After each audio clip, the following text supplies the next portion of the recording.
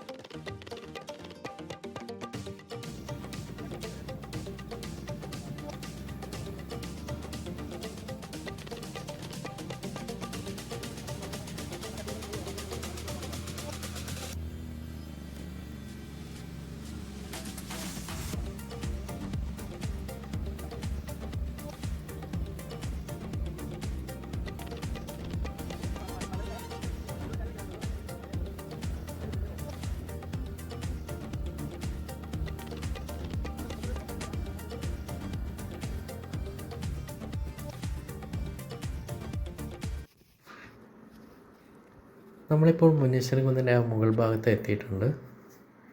ഇതാണ് ഇവിടെയുള്ള ഒരു ടിക്കറ്റ് കൗണ്ടർ. അതുപോലെ ആ എൻട്രൻസ് കവാടം ഇതാണ്. ഇതിനടുത്തായിട്ട് കാർ പാർക്കിങ്ങിനൊക്കെ പറ്റിയ ഒരു ഏരിയ ഉണ്ട്. ഇത് കണ്ടില്ലേ?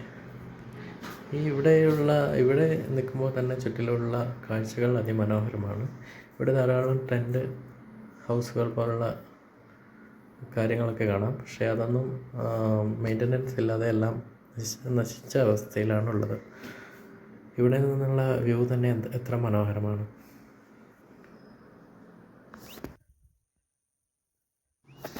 ആ ടിക്കറ്റ് കൗണ്ടറിൻ്റെ അപ്പുറത്തായി കാണുന്ന ഒരു കുന്നില്ലേ, അവിടെയാണ് ഒരു വ്യൂ പോയിൻ്റ് ഉള്ളത്. നമുക്ക് ടിക്കറ്റ് എടുത്ത് ആ ഭാഗത്തേക്ക് പോവാം.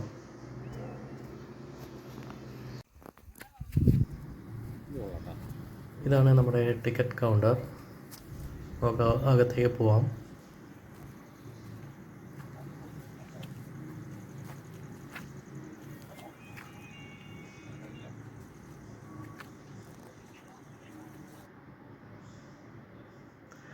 ടിക്കറ്റ് ചാർജ് എന്ന് പറയുന്നത് മുതിർന്നവർക്ക് 45 രൂപയും കുട്ടികൾക്ക് 25 രൂപയുമാണ്.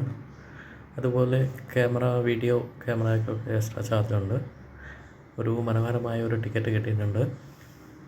അതിൽ കുറച്ച് ഡീറ്റെയിൽസും കാര്യങ്ങളൊക്കെ ഉണ്ട്. ഇവിടെ ഇരിക്കാനും റിലാക്സ് ചെയ്യാനൊക്കെ ആയിട്ടൊരു സ്ഥലമുണ്ട്. ബാംബു കൊണ്ട് നിർമ്മിച്ച ഒരു സ്ഥലം. ഇതാണ് നമ്മുടെ വ്യൂ പോയിൻറ്റിലേക്കുള്ള വഴി. ഇനി നമുക്ക് വ്യൂ പോയിൻറ്റിൽ പോയിട്ട് അവിടെ നിന്നുള്ള കാഴ്ചകൾ കാണാം. സമുദ്രനിരപ്പിൽ നിന്ന് 960 അടി ഉയരത്തിലാണ് മുനീശ്വരൻകുന്ന് അഥവാ മുനീശ്വരൻമുടി. നട്ടുച്ചയ്ക്കും നല്ല കാറ്റും തണുപ്പുമാണ് ഇവിടുത്തെ ഒരു പ്രത്യേകത എന്ന് പറയുന്നത്. ബ്രഹ്മഗിരി മലനിരകളുടെ മനോഹാരിത മുഴുവൻ ഈ കുന്നിൻ മുകളിൽ നിന്ന് നോക്കിയാൽ നമുക്ക് കാണാം. കുന്ന് കയറിയെത്തിയാൽ വിശാലമായ പച്ചപ്പുൽമേട്, കുന്നിൻ ചെരുവിലെ തേയിലത്തോട്ടങ്ങളും അങ്ങിങ്ങായി ചിതറിക്കിടക്കുന്ന വീടുകളും പക്ഷിപാതാളവും മാനന്തവാടി ടൗണും മക്കിമലയുമെല്ലാം ഇവിടെ നിന്ന് കാണാം.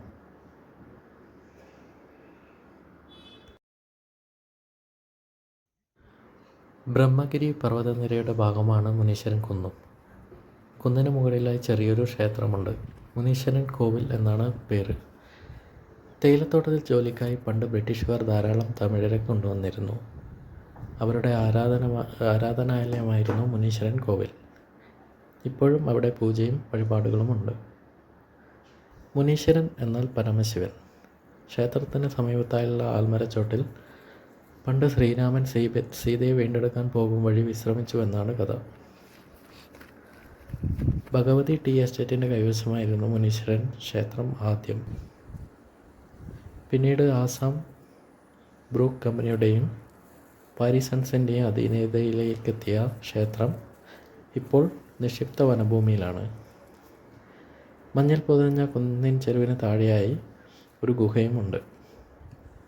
രാവിലെ 8 മുതൽ 5 വരെയാണ് മുനീശ്വരൻ കുന്നിലേക്കുള്ള പ്രവേശനം. ഡെക്കാൻ പീഠഭൂമിയുടെ തുടർച്ചയായ വയനാട്ടിലെ ചെമ്പ്രയും ബാണാസുരയും പോലെ ഒരുപക്ഷെ അതിനേക്കാൾ മനോഹരമാണ് മുനീശ്വരൻ കുന്നിലെ കാഴ്ചകൾ.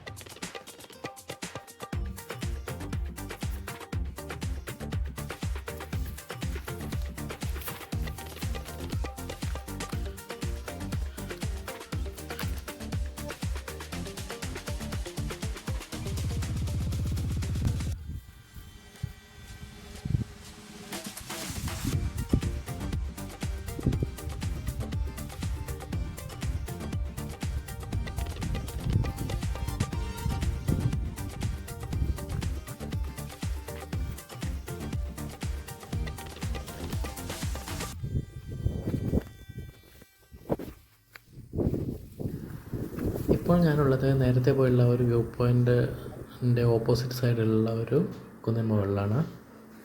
ഇവിടെ നിന്നുള്ള ഒരു കാഴ്ച നോക്കൂ. ആ മുന്നിൽ കാണുന്നതാണ് ആദ്യം പോയിട്ടുള്ള ആ ഒരു വ്യൂ പോയിൻ്റ്.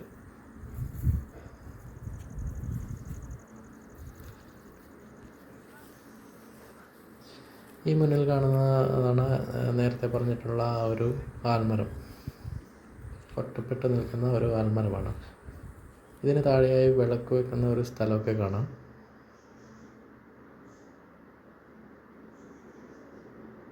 ഇത് ഇവിടെയുള്ള ഒരു മുനീശ്വരൻ കോവിലുമായി ബന്ധപ്പെട്ട ഒരു ആൽമരമാണ്.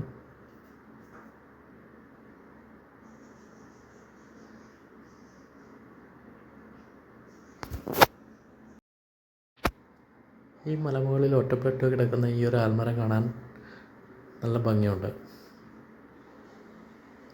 അതുപോലെ തന്നെ ഈ ഒരു മുനീശ്വരൻ കുന്ന് എന്ന് പറയുന്നത് ട്രക്കിങ്ങിനൊക്കെ പറ്റിയ ഒരു സ്ഥലമാണ്. അത്യാവശ്യം നടന്ന് പ്രകൃതിയെ ആസ്വദിക്കാൻ താല്പര്യമുള്ളവർക്ക് വളരെയധികം ഇഷ്ടപ്പെടുന്ന ഒരു സ്ഥലമാണ് ഈ മുനീശ്വരൻ കുന്ന് എന്ന് പറയുന്നത്.